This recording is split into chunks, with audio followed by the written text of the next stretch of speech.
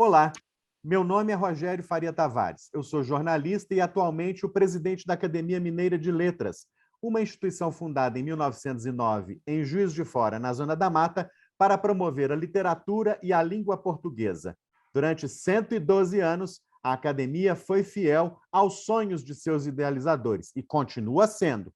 Com o começo da pandemia, em 2020, fomos obrigados a transferir nossa intensa programação cultural para a internet, para as redes sociais. Desde então, postamos uma atividade, uma aula, videoaula inédita e exclusiva toda semana. Espero que você esteja acompanhando a nossa programação. Hoje, com muita alegria, com muita honra, eu vou entrevistar a escritora, psicanalista e professora Ana Cecília Carvalho. Ana, muito bem-vinda aqui ao canal da Academia Mineira de Letras no YouTube. É um orgulho te receber. Muito obrigada, Rogério. Estou muito feliz e muito honrada com esse convite, um convite vindo da sua parte, da Academia Mineira de Letras. É um convite irrecusável, mais que isso, realmente uma honra estar aqui hoje para conversarmos um pouco. Olha, a honra é da Academia. E o público vai comprovar que a honra é nossa quando conhecer um pouquinho melhor a trajetória biográfica e a trajetória literária de Ana Cecília Carvalho. Mas eu vou começar lá do começo. Ana, de que família você vem? Como você cresceu? Em que tipo de casa você cresceu? Não é? Eu quero que você conte um pouquinho a história dos seus anos iniciais, sobretudo da infância, do começo da adolescência, para o nosso público. Sim, que pergunta boa, porque esses primeiros tempos na formação de um escritor são sempre importantes. Eu tenho muito boas lembranças da minha infância.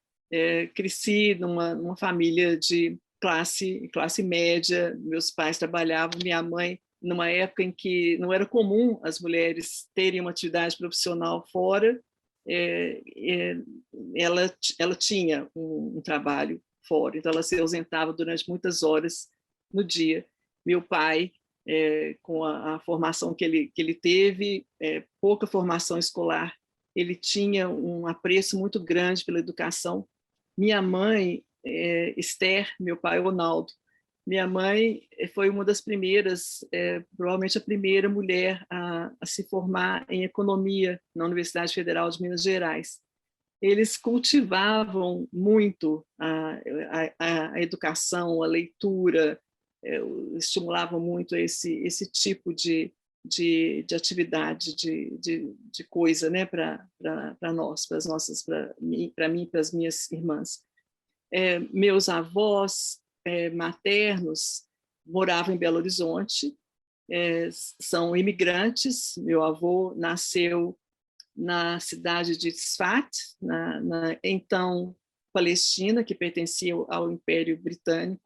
Então, meu avô tinha cidadania inglesa, isso era comum. Na época, ele imigrou para o Brasil, provavelmente em 1920 e pouco, e minha avó nasceu na região que hoje é Moldava, naquela época era Bessarabia, na sudoeste da Rússia, numa cidadezinha chamada Yedenitz. Então, eles se conheceram, eles imigraram em mais ou menos na mesma época. Minha avó, talvez um pouco antes, entre o primeiro e o segundo tempo da Revolução na Rússia, veio com os pais e os irmãos, e eles se conheceram aqui no Brasil e se casaram no Rio de Janeiro, depois vieram para Belo Horizonte. Então, tínhamos uma atmosfera em casa que sempre favorecia a troca de ideias, a seu cultivo pela educação, pela leitura. Isso foi muito importante para mim. Os meus avós paternos, meu avô paterno tinha morrido antes de eu nascer, então não conheci, era músico, era regente de uma orquestra, era maestro, e então teve essa outra entrada também pelo gosto do meu pai pela música, através, né, desse caminho. Então, juntamos isso tudo, Que bom. que veio me formando aos poucos. Olha, um dado interessante dessa fase da vida da Ana Cecília é o do aniversário dela de 12 anos, quando ela ganhou de presente dos pais uma máquina de escrever. Eu quero que você conte um pouquinho essa história, Ana. Você, naquela época, já escrevia poemas. Como é que eram aqueles tempos? Então, essa é uma lembrança muito cara e muito interessante. O que aconteceu é que minha mãe era tradutora também. Ela fazia isso nas horas livres para ajudar o orçamento da família, da casa. Minha mãe traduzia do inglês para o português e vice-versa. Então, ela deixava na máquina de escrever que tinha em casa essas traduções que ela ia, então, fazendo com papel carbono. E quando ela ia para o trabalho, o que eu fazia? Eu me sentava à frente dessa máquina de escrever, tirava cuidadosamente as folhas, escrevia, porque a minha caligrafia sempre foi muito ruim, tão ruim que quando as crianças eram obrigadas a treinar naqueles cadernos de caligrafia, a professora, isso devia ser no segundo ano, no terceiro ano do ensino fundamental na época, Dona Santinha, a quem eu devo muito incentivo para enveredar pela escrita literária, ela olhou e falou assim: Ana Cecília, pode parar, não vale tanto esforço você ficar lutando com a caligrafia nesses cadernos de treino. Sim. Um dia você vai ser escritora e você vai ter sua própria máquina de escrever, então pode parar com isso, bobagem com isso. Mas então, voltando a esse episódio do presente, muito significativo, eu me sentava, tirava as folhas da tradução que minha mãe estava fazendo e colocava a minha folha de papel e escrevia. Eu não comecei escrevendo poemas, eram histórias. Provavelmente tinha um ou outro poema, mas a minha coisa era escrever histórias. E quando eu recolocava as folhas de tradução da minha mãe, nunca era no lugar exato. E assim que ela descobria que alguém tinha mexido na máquina de escrever, na máquina de datilografia. E ela ficava brava, mas ela não me punia de jeito nenhum. Ela fazia isso assim com um ar meio matreiro, para não me desencorajar. Então, nesse dia, no dia do aniversário de 12 anos, provavelmente 12 anos, 13 anos, eu cheguei em casa da escola e na minha cama tinha uma máquina e uma boneca. E esses dois presentes, assim, igualmente significativos, cada um de um determinado modo. Então, não tinha dúvida que havia esse incentivo. Houve um outro incidente, mais ou menos nessa época, talvez um pouco antes. Um dia eu fui chamada pela diretora na escola, olha, com a melhor das intenções, mas olha só, né? E ela queria que eu fizesse as composições, chamava composição na época, né? As redações, no gabinete dela. Eu ficava fechada lá e eu tinha que escrever, então, as redações. E isso, para mim, era o máximo. Eu achava que isso era a glória, poder ficar escrevendo o tempo que eu quisesse na sala da diretora, ninguém me atrapalhava e eu escrevia adoidado. Quando, então, me foi revelado o seguinte, não era outra razão pela qual eu era retirada da sala de aula e ia para a sala dela, onde eu ficava confinada, porque a equipe pedagógica da escola duvidava que eu que tivesse escrito as redações. A minha mãe, quando ficou sabendo disso, Esther, uma fera, foi Claro. lá e ficou bravíssima. O pessoal tinha achado que isso não podia ter saído da cabeça de uma menina tão novinha. Com certeza era minha mãe que tinha escrito, ou meu pai, alguém, um adulto, não era eu. Isso atingiu mais a minha mãe do que a mim. Na época, eu não dei importância nenhuma para isso, porque para mim bastava ter o privilégio de ficar escrevendo, enquanto os meus colegas estavam lá, coitados, sofrendo com sei lá o que era obrigado a aprender. Eu estava na sala da diretora, escrevendo posições. Então, tem essa outra lembrança também importante. Junto com a máquina de escrever, o incentivo da professora que falou que não precisava lutar com a poligrafia, né? Essas coisas. Isso, claro. Você falou aí dessa escola, eu queria que você falasse de duas escolas. Antes de falar da UFMG, a UFMG é muito importante na trajetória de Ana Cecília, mas eu queria que você falasse antes das suas memórias do colégio estadual e do colégio universitário. Sim, o colégio estadual, depois, né, dessa experiência interessante na escola fundamental, eu fui para o colégio estadual. Eu tinha 11, 12 anos. O colégio estadual era o máximo.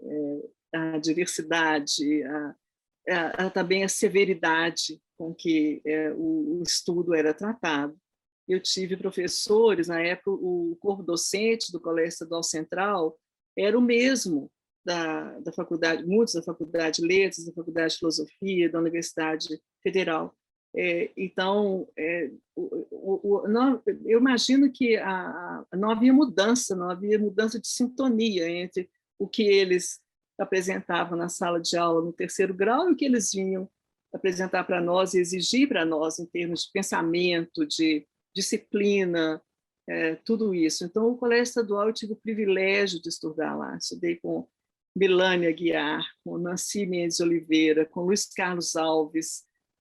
Luiz Carlos Alves tem essa memória interessante dele. O Luiz Carlos, em vez de lecionar, ensinar coisas monótonas, né, ele lia contos para nós. Eu lembro da leitura dele de Sardanapalo. Eu estava com vontade da aula, ele falou: agora vocês vão ouvir. Ele fazia isso de vez em quando. As redações eram assim: escrevam uma história sobre o adjunta de nominal.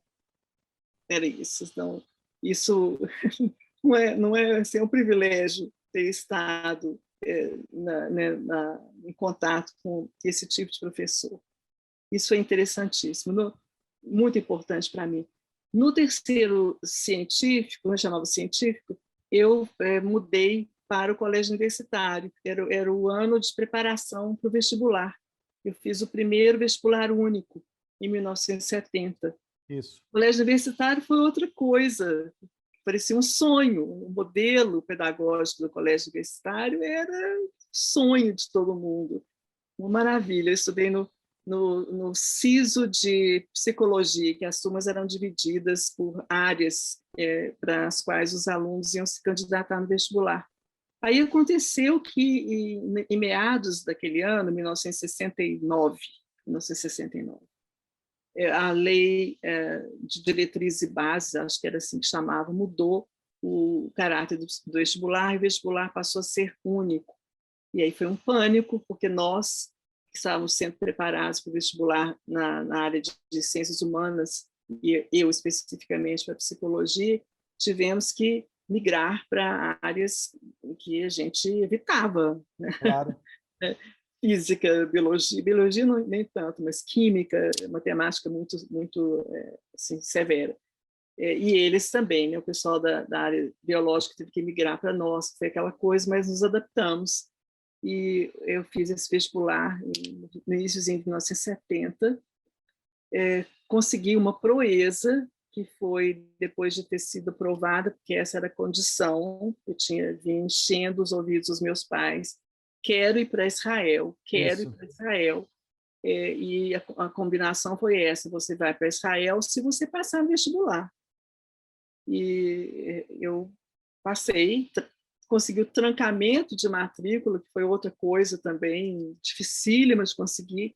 Não lembro mais quem era o reitor, mas ele entendeu que era mais ou menos assim, era uma coisa direta, não era um processo, um outro encaminhamento, não. Acho que tinha um formulário que você escrevia, apresentava para o reitor, sei lá.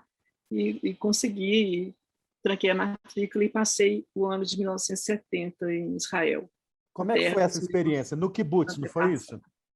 Sim, eu fiquei alguns meses num kibbutz entre Jerusalém e Tel Aviv, chamado Tzorah, que é título de um conto, né, que, se der tempo, a gente conversa sobre isso.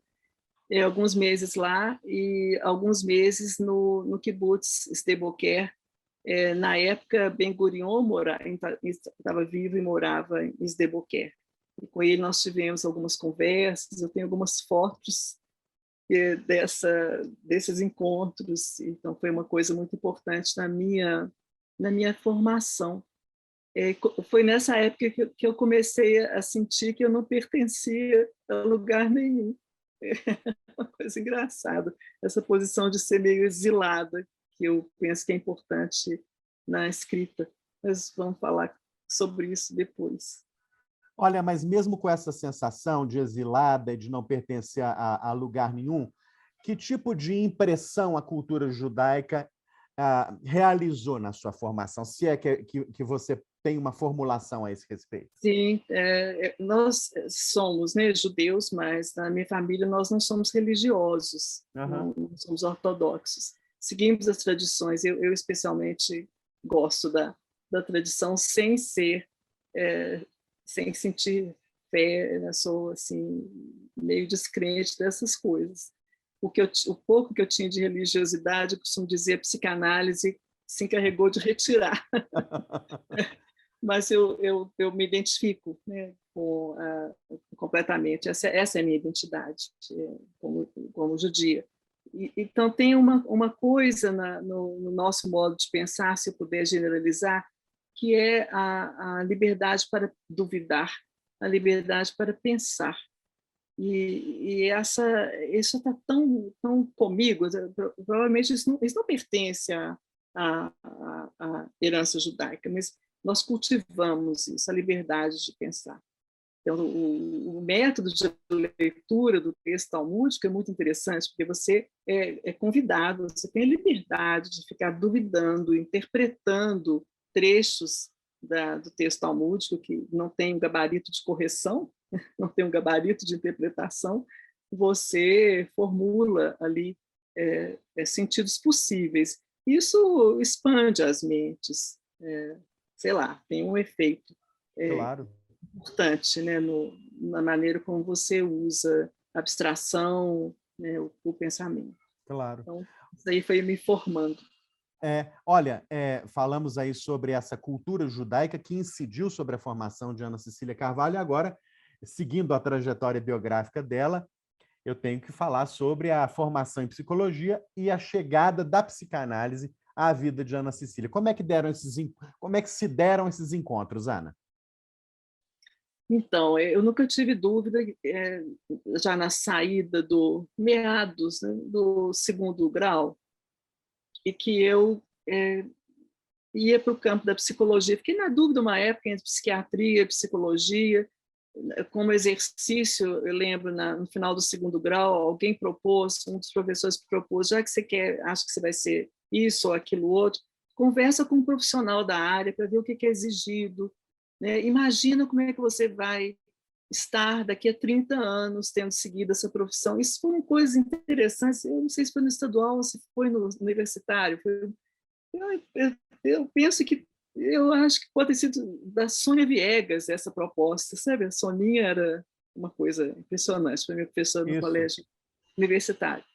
E isso me fez muito bem. Eu saí perguntando para profissionais das duas áreas o que era exigido, como é que seria. E pensei, olha, eu prefiro, então, ir para a psicologia, me atrai mais do que ficar 5, 6 anos áridos na medicina, para depois trabalhar com psiquiatria. Algo me dizia que o sofrimento humano, se tinha alguma coisa a ver com o funcionamento orgânico, tinha mais a ver com a maneira como alguém se coloca emocionalmente, sei lá, o termo inconsciente nem aparecia ali, mas isso talvez tenha sido uma conclusão que eu fui tirando com o tipo de leitura que eu já vinha fazendo desde muito sempre, desde sempre. Desde cedo, numa época que eu não tinha, talvez, condição de ter assimilado aquilo tudo, mas foi me marcando, por exemplo, a literatura de Dostoiévski, essas coisas, que é um grande psicólogo, né? Sem ser formalmente um psicólogo. Então, foi por aí, não sei se eu acho que eu estou me estendendo um pouco no que você Não, está tá perguntando, ótimo, é isso mesmo. mas o caminho da psicologia e da psicanálise é posterior ao quê? À escrita literária. Então, não Ótimo. antes. Primeiro foi por aí pela leitura, pela escuta diária de música na casa dos meus pais. Música é uma das coisas mais importantes da minha vida. E tem uma experiência interessante, só um parênteses, meu pai, grande conhecedor de música clássica, costumava me chamar na sala, que era outro privilégio, quando ele estava escutando, ele falava assim, Ana, vem cá. Eu achava que ótimo, eu sou a favorita nesse sentido, né? Ele talvez percebesse que eu tinha uma sensibilidade que me atraía para essas formas de expressão. Então, ele tem esse emblema que ele tinha acabado de comprar um LP de Manfredo, o poema sinfônico do Tchaikovsky. Então, uma música tristíssima, inspirada no poema de Byron. Então, ele me falou, senta aqui, me conta o que você está escutando. E fez isso outras vezes, mas isso para mim serve como exemplo daquilo que foi aos poucos formando a minha mente, de tal modo que quando eu escrevo, algo disso se reproduz, sabe, Rogério? Claro. E ele, sem me falar o que era, eu reconheci que era uma música assim, profundamente tocante, e falava assim com ele, olha, ele está tentando ser feliz, ele está tentando ser alegre aqui, mas não pode, porque, olha, no fundo, tem aqui uma coisa horrorosa. O que é? Ele acha que ele fez algo errado? Ele está culpado? E ele, assim, o personagem da música. Então, a música foi também, assim, é um dos componentes tanto daquilo que propiciou a expressão escrita, como certamente é o que me levou a reconhecer e prestar atenção e gostar de descobrir nas pessoas intenções das quais elas não se dão conta. Então, essa capacidade que veio sendo desenvolvida em mim é algo que, sem a qual dificilmente eu me tornaria psicanalista. A gente pode falar sobre isso daqui a pouco. Mas... É muito bonito isso que você fala, porque, na verdade, você estava ali com seu pai, na sua casa à noite, aprimorando a habilidade da escuta, não é isso? Que é o que o psicanalista faz. Da escuta e da imaginação, de pensar com ou pensar pelo sujeito que me procura. Muitas vezes ele não tem a menor capacidade de colocar de uma maneira organizada o que o acomete. Então, eu tenho que fazer isso por ele, como uma proposta possível, porque eu não posso invadi-lo com aquilo que eu estou pensando, né? Então, isso tudo, você vê, tem um certo parentesco com a escrita literária, com o fazer da escrita literária. São ingredientes importantes. Você já falou alguma vez, em alguma entrevista, que literatura e psicanálise são campos de fertilização cruzada, não é? Eu queria uma palavra sua sobre esta relação entre literatura e psicanálise na sua vida, já que você é psicanalista e escritora. Sim, essa expressão fertilização cruzada não é minha, ela aparece no texto de Freud, quando alguém pergunta para ele se é possível ensinar a psicanálise na universidade. Ele pensa que sim, embora a universidade não forme psicanalistas, mas ele pensa que a psicanálise tem muito a ganhar nesse campo em que ela se abre ao diálogo com outros campos de saber. Então, tá, agora, se a literatura e a psicanálise dialogam ou se alimentam, não é à toa que Freud foi buscar na literatura centenas de exemplos para confirmar algumas das hipóteses, né, que ele veio então a trabalhar no exercício da clínica. A gente tem que lembrar que são áreas diferentes, elas dialogam, elas se alimentam, mas a psicanálise é um método terapêutico. Assim. Claro. Você talvez não possa se curar das suas mazelas emocionais apenas lendo, você tem que falar disso com alguém. Então, é um método de pesquisa do inconsciente né, que tem efeitos terapêuticos na melhor das hipóteses. Mas não é só isso também, né? A psicanálise é um modo de enxergar os fenômenos culturais, artísticos, literários, fora da clínica. Perfeito. Olha, nós vamos falar daqui a pouquinho sobre a trajetória literária de Ana Cecília Carvalho, tanto a chamada trajetória literária no campo da literatura para crianças e jovens, né? Que, na verdade, é literatura para todo mundo, mas a gente inventou um jeito de nomear essa literatura, quanto na literatura chamada literatura para adultos, mas é tudo literatura. Mas antes, eu sou obrigado a perguntar sobre o que nós estamos falando agora, né?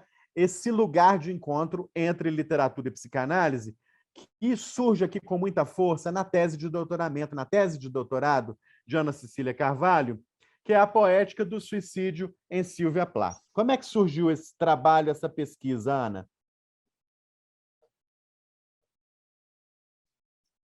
Então, esse livro está publicado assim com esse título a partir da tese de doutorado, né? Como você está falando, A Poética do Suicídio, em Sylvia Plath, foi publicado em 2003 pela editora da UFMG. Essa é a versão light da tese de doutorado. A ideia surgiu quando tem uma série de circunstâncias aí, meus colegas estavam se aposentando da UFMG em 94, 95, e eu me vi muito sozinha, eu não tinha interlocutores, e eu pensei assim, meu Deus, vai ser assim o resto da vida, a minha vida aqui, né, acadêmica, eu preciso conversar com alguém, eu preciso trocar ideias, e fui caminhando, meu carro estava estacionado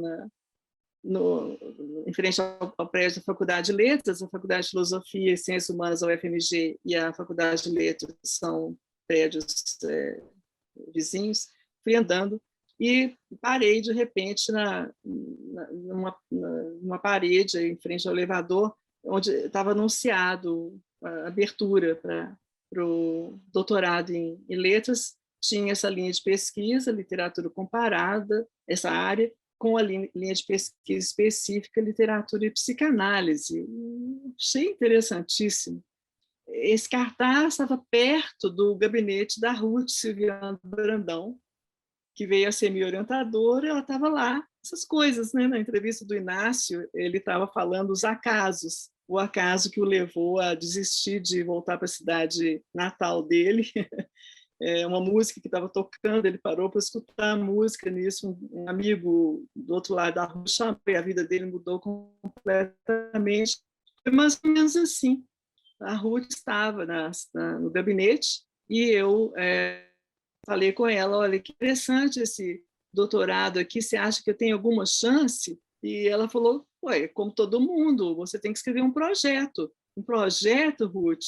Um projeto, preferencialmente de um assunto que você gosta muito, porque você vai precisar de muita libido durante os momentos áridos da pesquisa. Então, esse assunto tem que te interessar muito, porque é dali que vai vir a reserva que você precisa de energia para continuar escrevendo, desenvolvendo a sua pesquisa. E eu fui para casa e pensei, o que eu gosto? Que assunto me interessa? E esse assunto veio assim, sob a forma do meu interesse pelos quadros de depressão e melancolia. Mas eu não podia falar sobre isso, porque esse não era um programa sobre psicopatologia, era um programa sobre literatura comparada. Eu ia, então, comparar literatura e psicanálise, mas sob um viés, sobre o eixo de um assunto que interessasse aos dois campos, um assunto que pudesse ser lido sob a luz da psicanálise, mas também não fosse o que eu costumo falar de psicopatologização da escrita. E esse assunto mais vago foi se afunilando, porque tem que acontecer sim, para tornar possível a pesquisa. E fui fazendo escolhas até chegar nesse assunto que também sempre me interessou. O que caracteriza o processo criativo? A psicanálise tem uma boa teoria sobre o processo criativo, o conceito fundante é o conceito de solução. E a pergunta foi surgindo dessa maneira, mas espera aí, como é que um escritor criativo, no auge da criação, quando essa pessoa tinha finalmente encontrado a voz literária dela no meio de um cânone pesadíssimo, ultra tradicional. Como é que ela se mata? Por que ela se matou? O que foi que levou o escritor ao autoextermínio? E aí eu já tinha descoberto a biografia da Sylvia Plath. Para mim, ali tinha interpelações muito importantes, no mínimo para o campo da teoria da sublimação em psicanálise. E eu comecei a suspeitar que nem tudo eram flores no campo da criação literária. Infelizmente, nessa escolha, eu tive que descartar uma opção de outros escritores, assim, para vencer a tentação de que não existe o perfil de um escritor suicida, não se trata disso. Também não se tratava de ler a obra dela como teste projetivo, não era nada disso. Mas eu encontrei ali elementos para poder discutir isso que eu chamo de aspectos disfuncionais do processo criativo, ou de um modo também assim descritivo, mais compreensível, que é a toxidez, a toxicidade da escrita, que é algo que com o qual eu às vezes me identifico. Se tiver tempo eu vou falar aqui um pouquinho sobre isso. O curioso é isso, o horrendo é ver que nesse momento em que Sylvia Plath tinha encontrado, né, como eu falei, a voz literária, escrevendo os poemas que deram a ela fama póstuma, como alguns já descreveram, ela se mata. E então fui encontrando ali algumas indicações disso que eu chamei de disfuncionalidade da sublimação. Aí tive que teorizar sobre isso, e foi por aí Olha que que bom. essa tese. Essa tese está publicada em livro, olha aqui a beleza do livro, A Poética do Suicídio em Sylvia Plath, né, da Ana Cecília. Ana, vamos falar agora da literatura de ficção, da sua escrita de ficção. Eu queria lembrar ao público que a estreia da Ana se deu muito cedo, se deu ainda, se não me engano, em 73, me corrija se eu estou errado, em Contos, não é isso? Eu vou mostrar aqui os primeiros 3 livros da Ana e eu queria que ela comentasse um pouquinho sobre cada um dos 3. Esse aqui é livro de registros, olha aqui que preciosidade que eu estou mostrando para a nossa câmera aqui. Livro de registros que contém um conto que já tinha sido premiado antes da publicação do livro, não é? Depois veio um título que parece atualíssimo, mas que é de um livro antigo da Ana, Trilha Sonora para o Capitão no Sonho, não é? E Escrito finalmente, errado. é isso, e finalmente, Uma Mulher, Outra Mulher. Ana, fala um pouco da sua estreia na literatura de ficção e dessa primeira fase da sua carreira como contista, se é que a gente pode falar desse modo, enfim, sobre esses 3 primeiros livros que eu mostrei. Então, costumo dizer que são livros de aprendiz. Realmente, a estreia foi por meio do conto que você mencionou, cujo título é Livro de Registros. Com ele eu venci o concurso da Revista Literária da UFMG, em 73, 72, então era uma menina. Assim. Nessa época eu já estava mandando contos, na verdade poemas, para o suplemento literário, eu lembro disso. Uma das pessoas que estava no corpo editorial, se não era o Jaime, era o Ângelo Osvaldo, não sei, leu esses poemas e falou: está muito bem, tudo muito bem aqui, mas escuta uma coisa, isso não são poemas, são contos. O que você tem que fazer é voltar para casa e colocar o que está assim na forma vertical e na forma horizontal, porque você tem conto ali, não é poema, poema é outra coisa. E eu fui para casa, em vez de desanimar, eu nunca desanimo diante dessas propostas de trabalho, não, sabe, para refazer e tal. Então, um deles eu escolhi e coloquei na forma horizontal, mandei para o suplemento, ele foi publicado, sei lá quando. Desde então, eu gosto sempre acho uma maravilha quando um trabalho meu sai no suplemento literário. Então, foi mais ou menos nessa época, início dos anos 70, e em 75 eu já tinha um número razoável de contos, dei uma garibada neles e ousei mandar para o concurso da Prefeitura de Belo Horizonte. Naquela época ele não era um concurso nacional, não, se não me engano, ele veio a ser nacional. A segunda vez que eu concorri e ganhei, em 85, 10 anos depois, já era nacional. O Trilha Sonora foi o que ganhou o concurso, e esse aí, quando ele foi, com esse título esquisitíssimo, é o meu nome escrito errado na capa, esse livro foi publicado quando eu já tinha ido para os Estados Unidos fazer o mestrado. Em 76, ele saiu, mais ou menos nessa época, eu não estava aqui na época do lançamento dele. Eu lembro que quem deu maior força para divulgar esse livro foi um grande amigo, Danilo Gomes, que sempre me Querido. incentivou. Está em Brasília, irmão do Duílio. Isso. Devo muito ao Danilo. Que bom. Ele esteve na comissão julgadora de um conto que se não me engano, na Academia Municipalista de Letras. Esse conto venceu, chamava O Casamento, está aí numa dessas coletâneas. E Danilo me deu notícia, assim, ele mandou para mim, naquela época ele não tinha meu telefone, eu não tinha telefone, e tinha me casado recentemente, na época então não tinha telefone, ele mandou uma carta para mim, me comunicando que eu tinha ganhado o concurso com esse conto, o Casamento. Daí a gente começou um diálogo, até hoje a gente corresponde. Mas então, esses 3 livros, depois Uma Mulher, Outra Mulher, com o qual eu ganhei o concurso de Brasília em 91. Ele foi publicado pela Editora Lei em 93, numa coleção que chama Os Narradores.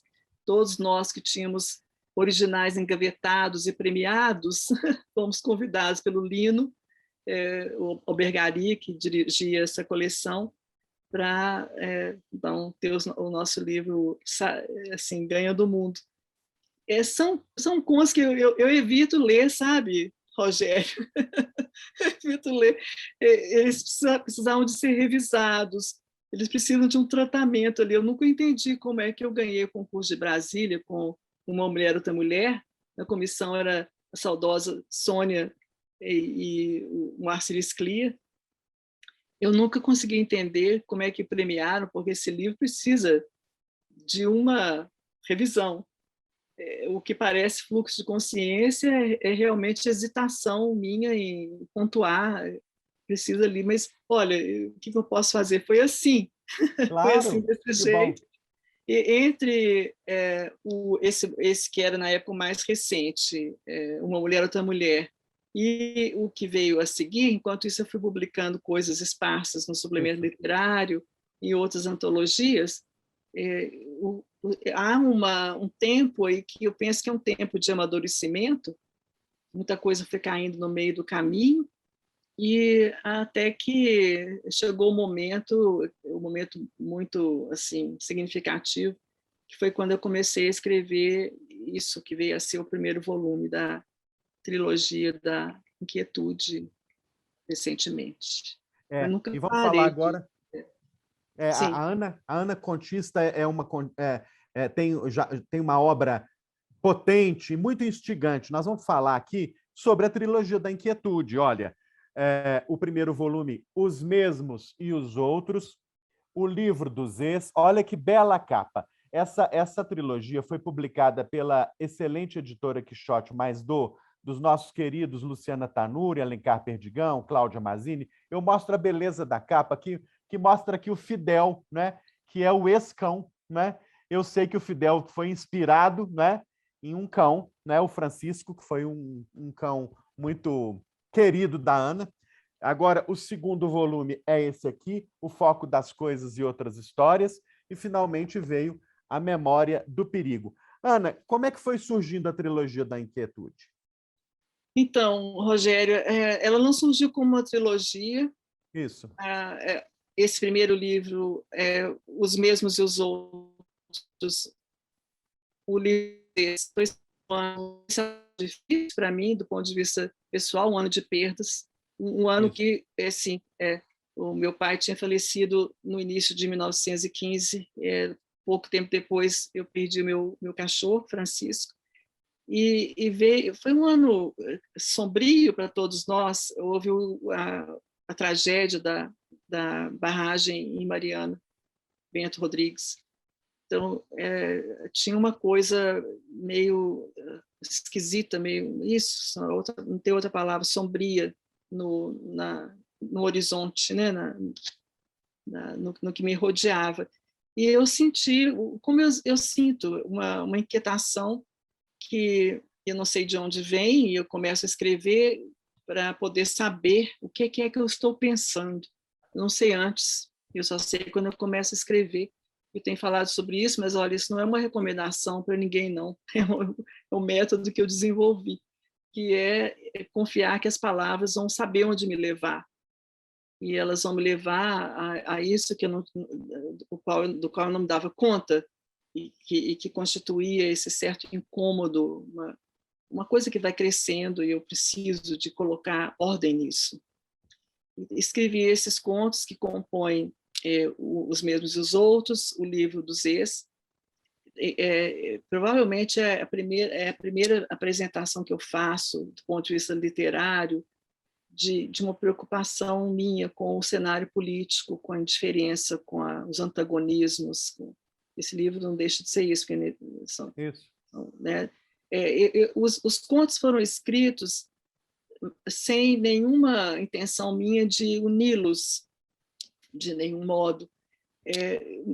Na época que eu terminei de escrever a primeira versão, o Raul e eu estávamos anfitrionando Lisley Nascimento na nossa casa em Austin. Ela tinha ido receber um prêmio no Instituto Schusterman da Universidade do Texas, em Austin, e ela leu esse primeiro rascunhão, e ela gostou muito, e falou: acho que você tem aí um livro que, né, deve ser, de alguma maneira, encaminhado ao mundo.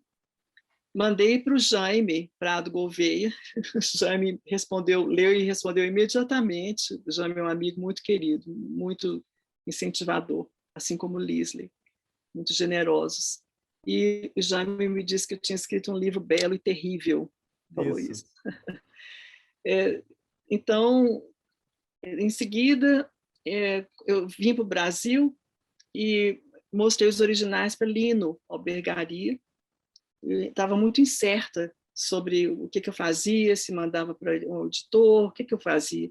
E Lino também ficou muito tomado por essa leitura, e ele disse que eu tinha escrito um romance. Não era um livro de contos, não era para ser lido apenas como livro de contos. Eu sempre falo isso, depende do pacto de leitura que o leitor está disposto a fazer.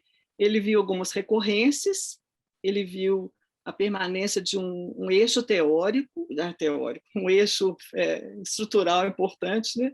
E ele me pediu para sublinhar isso, enfatizar isso de alguma maneira mais clara. E eu fiz, então, e quando eu tive que fazer esse trabalho, eu tive que viver de novo a mesma atmosfera que tinha desencadeado a primeira versão. Isso não é nada agradável. Estava falando da toxicidade da escrita. Isso. É por aí. Você é arrebatado por aquilo que você abre, né, na forma escrita. E fiz isso, segui o conselho do Lino, e aí fiquei hesitando, imprimi, porque eu gosto de imprimir e ler, né, no papel impresso. Lisley pegou uma dessas cópias e entregou na mão do pessoal da Quixote, meus queridos Alencar, Cláudia, Luciana, e na época Tásia Medeiros estava lá. E ela falou: leiam isso. E eles leram e gostaram muito. Foi assim que o livro foi publicado pela Quixote.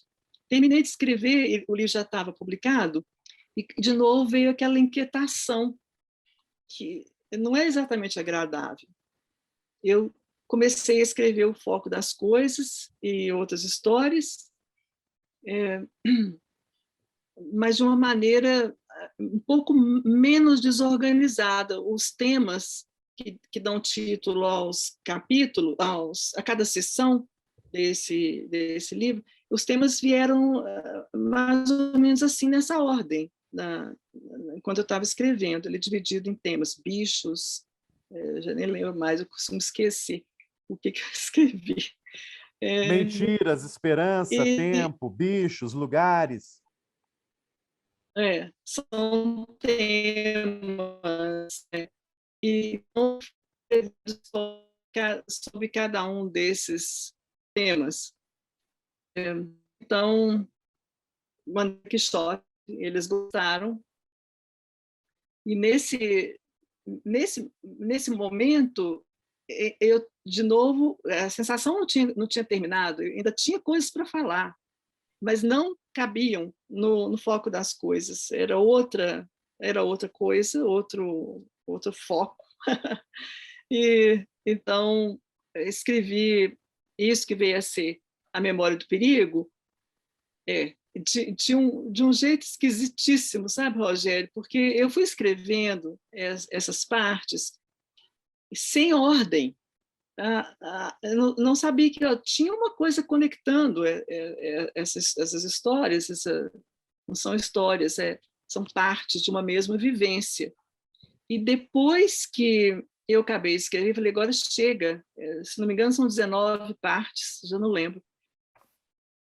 Eu Isso. não sabia a ordem, e aí fui organizando, eu vi que a ordem já estava lá, e tive que arrumar, como se você arruma as cartas de um baralho, você recebe as cartas mais ou menos assim, né, uma bagunça, e aí a ordem já estava lá e não sabia, eu tive que, olha, então é assim, a primeira parte é essa, fui então organizando, e eis que A Memória do Perigo, nomeada desse jeito ao final dessa organização da bagunça,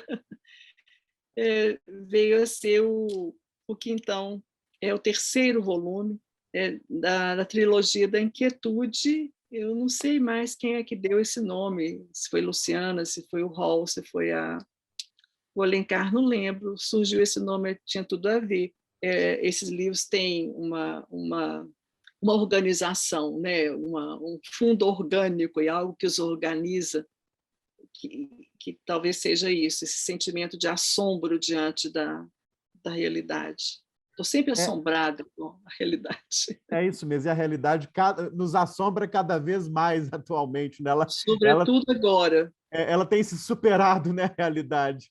Sim, estamos todos submetidos a acontecimentos traumáticos que precisamos simbolizar.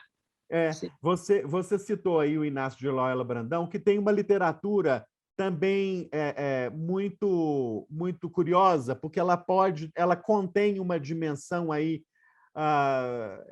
de profecia, de anunciar tempos sombrios que virão. É claro, ele faz a literatura distópica que a gente sabe, não é? Mas a trilogia da Inquietude, de uma certa maneira, ela já parece um pouco grávida de questões que finalmente passaram a ser vividas um tempo depois.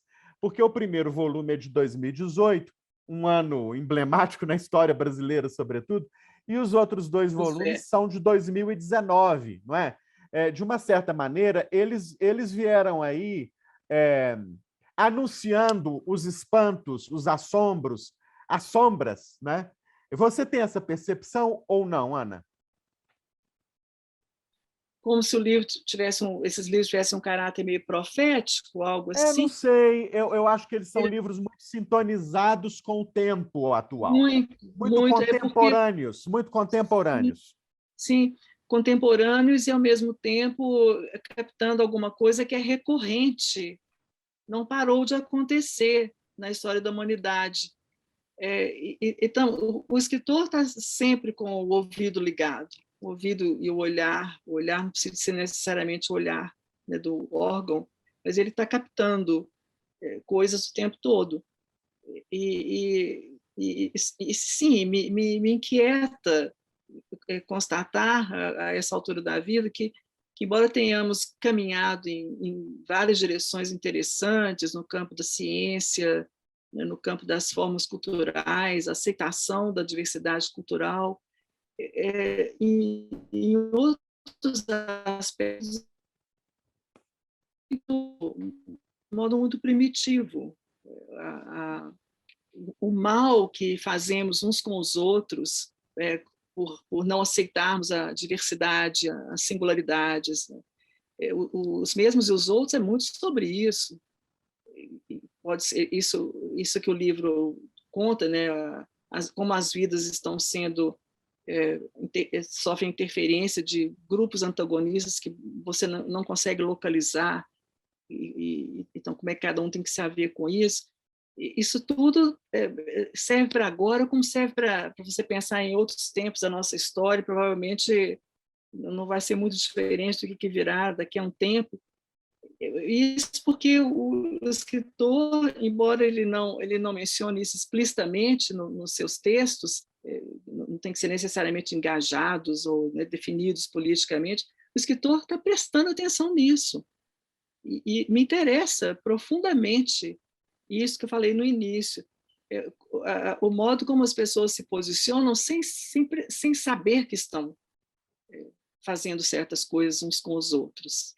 Daí surge tudo quanto é tipo de coisa, a falta de empatia, a falta de solidariedade, a maldade explícita ou implícita. São de que o livro, o primeiro volume, é feito. Olha, a Ana Cecília falou aí sobre a trilogia da inquietude, que é composta por 3 livros, né? Que, de uma certa forma, tratam de temas angustiantes, que assombram, que espantam, que assustam, né? E foram livros lançados em 2018 e 2019. E em 2020 veio a pandemia e a Ana acolheu generosamente o convite para escrever um conto durante a pandemia. Aqui está, né, a coletânea que nós organizamos, 20 contos sobre a pandemia de 2020. Generosamente, a Ana escreveu durante a pandemia sobre a pandemia. Ana, como é que foi escrever esse conto? Como você disse outras vezes, escrevemos a quente. A quente. Né? Sem tempo de nos distanciarmos daquilo que estava acontecendo. É sempre um risco. Generoso foi você, sabe, Rogério, de me convidar para participar dessa coletânea que vai ficar, eu espero que tenha vida longa. Eu funciono muito bem, apesar do temor. Meu Deus, que responsabilidade, escrever um conto em 6 páginas, sei lá, eram 6 laudos, ainda tinha isso, o limite de laudos. Escrever sobre esse tema que ainda está acontecendo, mas eu funciono muito bem com prazos e limites.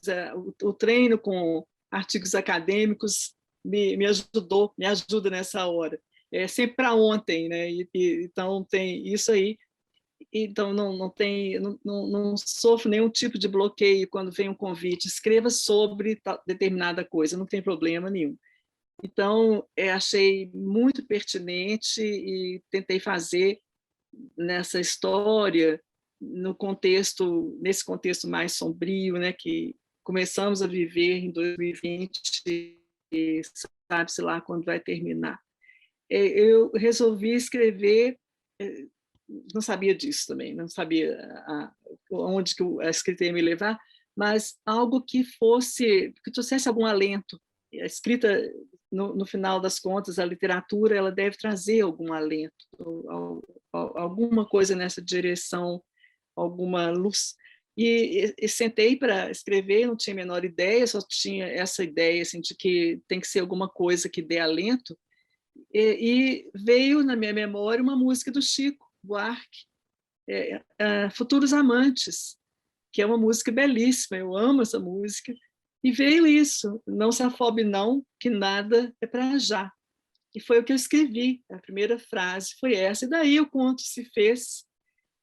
O título é A Sinfonia, em que eu procurei trazer um pouco do alento que a música traz. É isso mesmo. Foi por aí.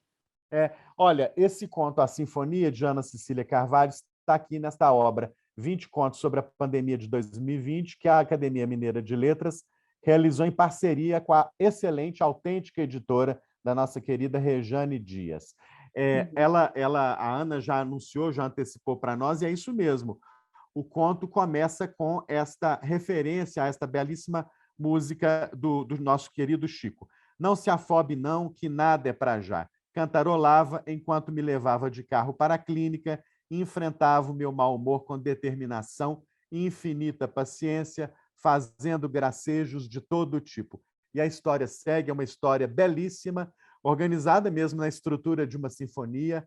Enfim, a Ana, mais uma vez, brilhou aí como contista criativa que é. E, finalmente, em outro livro que nós vamos comentar agora, ela uniu talvez três das maiores paixões da vida dela: a literatura, a psicanálise e a gastronomia. E surgiu esse delicioso O Livro Neurótico de Receitas, em que ela faz, inclusive, uma belíssima homenagem à avó dela, né? Porque foi na cozinha da avó que a Ana aprendeu um pouquinho a se movimentar ali como cozinheira, como alquimista dos sabores, né? Ana, como é que surgiu O Livro Neurótico das Receitas, que Isso. é delicioso? E é um livro de receitas mesmo, que pode ser usado mesmo, né, na cozinha por qualquer pessoa que se aventurar a isso. Uhum. Sim, eu devo muitíssimo à editora Raquel Copit, que perdemos Raquel, né, há pouco tempo. Ela confiou muito no projeto desse livro, sim.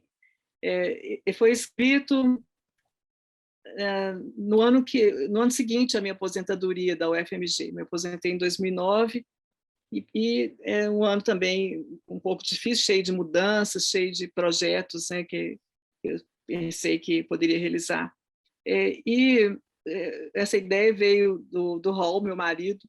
Eu estava meio entediada um dia, sentindo um pouco falta do contato com os alunos, sei lá, alguma coisa assim, a minha rotina tinha mudado. Sabe que você gosta de cozinhar. E aí, olha só, a aposentadoria traz isso também, o tempo para você fazer as coisas que você gosta e não podia fazer, né, por causa do horário apertado de trabalho.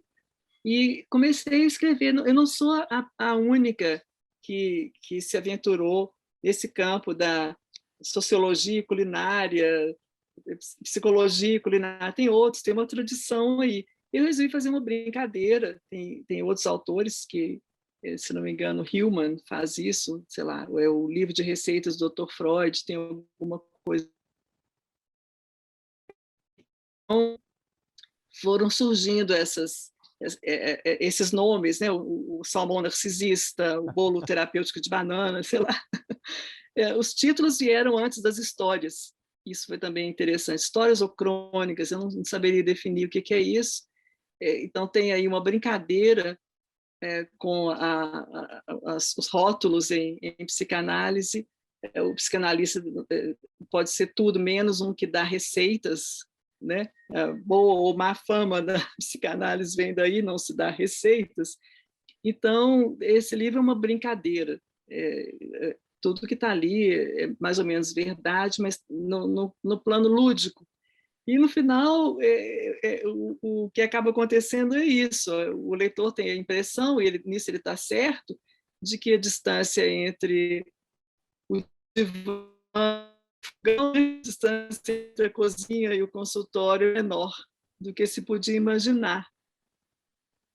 Olha, o livro é delicioso, é divertidíssimo, eu recomendo a todo mundo, porque o texto da Ana é saboroso, né, para ficar aí no território da culinária. Ana, nós estamos chegando quase ao final da nossa conversa, mas eu não posso Sim. deixar de falar e de mostrar os livros que você escreveu para crianças. Eu falei aqui em literatura infantil, infanto-juvenil, a gente sabe que literatura é para todo mundo, mas é uma forma que a gente costuma usar para entender um pouquinho esse universo.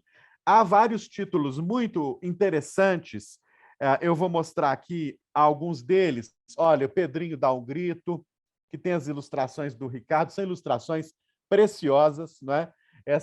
Esse livro é muito lindo, acho que é um livro que todos os pais deveriam comprar para os seus filhos, porque fala da necessidade de reorganização aí do sistema doméstico, da família, quando um determinado evento acontece. Não é? Depois tem Papagaios, Depois tem um que é precioso, Policarpo, o inseto desclassificado, que é uma beleza. O Mundo do Meu Amigo, não é? Uhum. O encontro de dois meninos, um do campo e outro da cidade. Mas eu quero que você conte um pouquinho, primeiro, sobre a história desse aqui, O Ourives Sapador do Polo Norte, porque é um livro que tem uma importância, não é? Olha, como fazer pesquisas e anotar informações. O que você quis com esse livro, Ana? Então, esses livros infantis foram publicados na década de 90, meados de 90, um projeto incentivado pela Sônia Junqueira, na época do Formato, em parceria com o Robson Damasceno, que também já se foi. E então pegamos esse projeto, ele foi iniciado com o Pedrinho Dal Grito, e Sônia nos estimulou a escrever a quatro mãos esses outros volumes. Todos têm uma pega, na realidade, como a literatura em geral tem, né? Sempre tem um pretexto, sempre tem uma inserção ali de algo que está acontecendo, e isso é modificado no texto literário, que pode ser, então, compartilhado. Todo mundo se reconhece ali, mas você está falando de mim, mas não sou exatamente. E esse livro, A Dor, ele foi motivado por uma circunstância específica, que é isso ali. A minha filha estava com dificuldade de fazer um trabalho de pesquisa, e ela pensou que fazer uma história sobre um determinado personagem fosse suficiente. E, na época, eles estudavam no Colégio Einstein, eu nem sei se existe Colégio Einstein mais. Então, foi muito aí, né? Incentivar uma criança de uma maneira lúdica a pesquisar. Há uma diferença entre escrever uma história, imaginar uma coisa, e realmente pesquisar sobre um determinado fenômeno. Esse livro é um livro que tem um resultado muito feliz. Quem lê gosta muito, adultos e crianças. Então, olha, é assim que você investiga, é assim que você tem um problema a ser elucidado, né? O problema aparece na realidade, e você tem que, então, interrogar o que está por trás disso e desenvolver um método, isso tudo que é atividade científica, né? Então, esse Como é que livro por era a aí. sua Mas o meu experiência? favorito, Uhum. Pode falar, por favor, Ana. eu ia falar que o meu favorito, que é a história de um sujeito que ele não consegue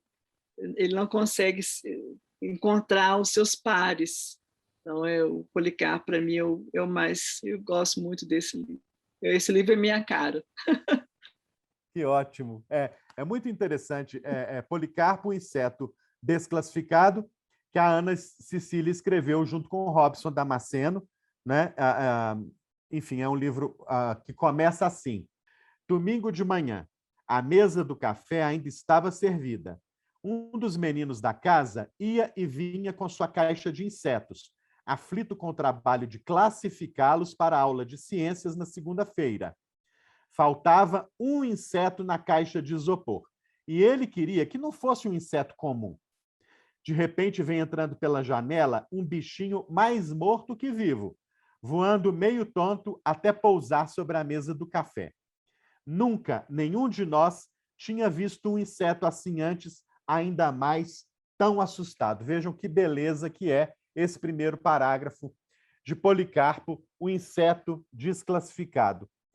Ana, é diferente escrever para criança? Eu diria que sim. É preciso encontrar um tom com o qual, sem ser infantilizante, porque as crianças de bobas não têm nada, Nada. né? Uhum. que possa atrair para o que vai ser mostrado ali. Então, tem uma mudança de tom do texto para adulto, claro, para o texto para uma criança. Eu tenho que dizer aqui que talvez isso tenha ficado mais claro para mim com o tempo, mas quando eu era criança não tinha nada disso, sabe, Rogério?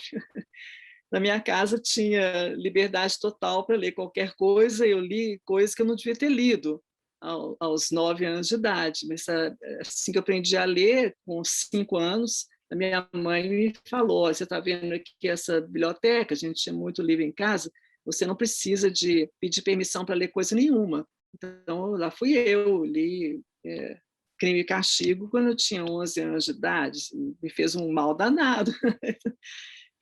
Mas tinha também muita coisa para criança ali, né? Tinha Monteiro Lobato, tinha uma porção de coisas, tinha outras coleções. Então, eu imagino que houve uma mudança grande ao longo do tempo para a nossa literatura produzida aqui no Brasil para crianças da época, em relação à época que eu comecei a ler, quando eu era criança.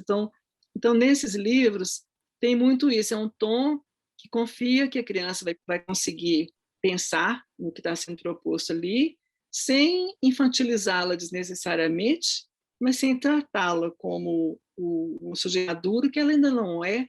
Então, tem um cuidado com a tônica da escrita quando você escreve criança. Então, nós conseguimos, nesses livros, eu acredito, encontrar o tom certo para a criança ela entrar na história e se modificar. Bom, ela já não será a mesma quando ela terminar de ler. Ok. Ana, minha última pergunta é justamente sobre isso. Que potência que a literatura pode exercer sobre uma existência, não é? A gente é de um jeito antes de começar uma leitura e pode ser que seja de outro jeito absolutamente distinto quando termina uma leitura. Como é que foi isso? Como é que tem sido isso na sua existência?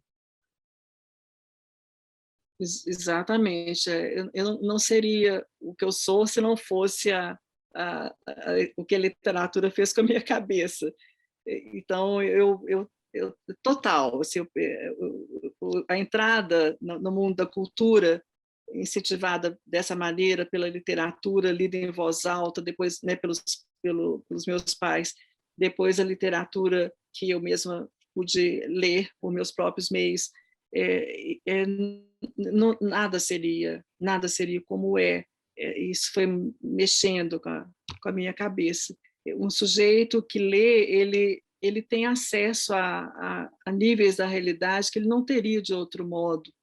Eu sou uma grande incentivadora da leitura, né, dentro e fora da psicanálise. Eu vivo falando para os analisandos, para os supervisandos, né, que ainda me procuram, que eles devem ler obras literárias, muito mais do que se inteirar das técnicas e das teorias. Por causa disso, como que o escritor é capaz de nos mostrar coisas e nuances da realidade que, de outro modo, nem suspeitaríamos. Isso muda a nossa cabeça. Eu vejo com muita preocupação o cerceamento das coisas culturais e literárias, né? Vejo isso com muito horror. Eu tenho o trauma desse fato horrendo na história da humanidade, que é a queima dos livros, né, na Segunda Guerra, no início da Segunda Guerra. Então, eu vejo isso com muito horror. Assim, que isso? Precisamos ler, precisamos trocar ideias, precisamos tornar o singular em algo que seja universalmente compartilhado. Então, é por aí. Acho que deve ser uma das missões importantes do escritor, tornar o singular em algo reconhecível de um modo mais extenso. Muito bem, Ana, muito obrigado. Foi uma alegria te ouvir, um prazer, um privilégio. Eu queria te dar a palavra final para você se despedir. Ai, despedir é difícil, Rogério, porque a gente podia continuar conversando aqui mais um tempão. Eu estou muito alegre, como eu falei no início, é uma honra para mim estar aqui com você e com a academia, com todos e todas que nos escutam. Um privilégio, uma honra, um privilégio, é como se tivesse sido condecorada, sabe? Para estar aqui trocando ideias com vocês sobre essas coisas. Muito bem. Muitíssimo obrigada pela oportunidade. Que venham outras. Que venham muitas outras. Muito obrigado. Nós conversamos com Ana Cecília Carvalho, essa belíssima escritora, psicanalista, professora, enfim, a autora de uma obra que precisamos divulgar e celebrar cada vez mais. Ana, um abraço fraterno, a você também, que nos acompanhou, também um grande abraço. Tchau. Obrigada. Tchau.